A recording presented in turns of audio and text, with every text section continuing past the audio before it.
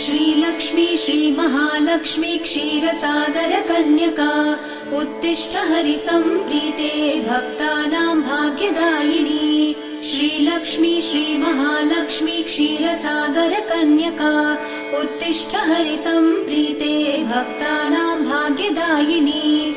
उत्तिष्ठोत्तिष्ठ श्रीलक्ष्मी विष्णुवक्षस्थलालये उत्तिष्ठ करुणापूर्णे लोकानां शुभदायिनी। उत्तिष्ठोत्तिष्ठ श्रीलक्ष्मी विष्णुवक्षस्थलालये उत्तिष्ठ करुणापूर्णे लोकानां शुभदायिनी। श्रीपद्ममध्यवसिते वरपद्मनेत्रे श्रीपद्महस्तचिरपूजित पद्मपादे श्रीपद्मजात जननी शुभपद्मवक्त्रे श्रीलक्ष्मी भक्तवरदे तव सुप्रभातम्।